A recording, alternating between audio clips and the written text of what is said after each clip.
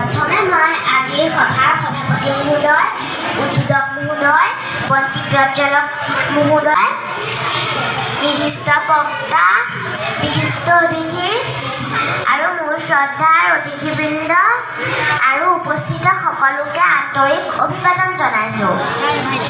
সাঁচিপাতে ভাষা দিব চিফু, আশা দিব ৰংঘৰে মেলিব দুৱাৰ, সমাজে সাৱটি মহান মানৱতা, সমাজে সাৱটি মহান মানৱতা, বিজ্ঞানে আনিব জোৱাৰ, বিজ্ঞানে আনিব জোৱাৰ, জিলিকাবলৈ তৰে পাৰ। সুধাকণ্ঠ ডক্টৰ ভূপেন হাজৰিকা ককায়ো এখন সমাজলৈ বিজ্ঞানে আনিব পৰা পৰিৱৰ্তনৰ কথা কৈছিল। বৰ্তমান যুগটো বিজ্ঞানৰ যুগ। বিজ্ঞান এতিয়া মানৱ জীৱনৰ সংগী হৈ পৰিছে। বিজ্ঞান নাথাকিলে এতিয়া আমাৰ জীৱন অচল হৈ পৰিব। শ্ৰদ্ধাৰ সুধীবৃন্দ, মই এই সভাত একবিংশ শতিকাৰ জনপ্ৰিয় হৈ পৰা মোবাইল ফোন আৰু ইণ্টাৰনেটৰ কথা ক'বলৈ লৈছোঁ। মহান বিজ্ঞানীসকলে বহুতো গৱেষণা কৰিহে মোবাইল ফোন আৰু ইণ্টাৰনেটৰ আৱিষ্কাৰ কৰিছিল।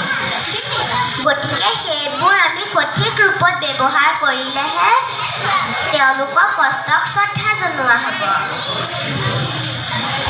আমি দেখিছোঁ যে মোৰ মৰমৰ বন্ধু বান্ধৱী আৰু দাদা বাইদেউসকল মোবাইল ফোনৰ প্ৰতি আসক্ত হৈ পৰিছে।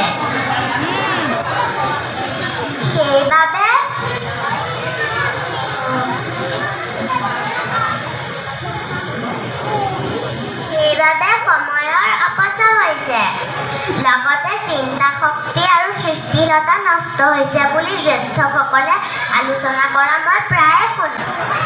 নিজে গীত বা নৃত্য বা ফেচবুক বা ইউটিউবত দিয়াতকৈ ৰীল বনোৱাতহে ব্যস্ত হ'ল। শ্ৰদ্ধাৰ সুধীবৃন্দ, মই অকল মোবাইল ফোনৰ বেয়া দিশটোকে ক'ব খোজা নাই, ইয়াৰ বহুতো ভাল দিশ আছে।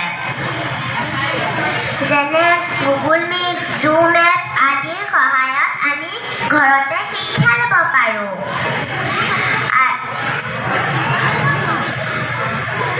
বাইজুছ, বিদান্ত, হোৱাইট হেড জুনিয়ৰৰ সহায়ত আমি নানা নতুন বস্তু শিকিব পাৰোঁ। ইণ্টাৰনেটৰ সহায়ত আমি নানা তথ্য শিকিব পাৰোঁ। উদাহৰণস্বৰূপে পৃথিৱীৰ পৰা চন্দ্ৰ বা সূৰ্যৰ দূৰত্ব আমি মুহূৰ্ততে পাই যাওঁ।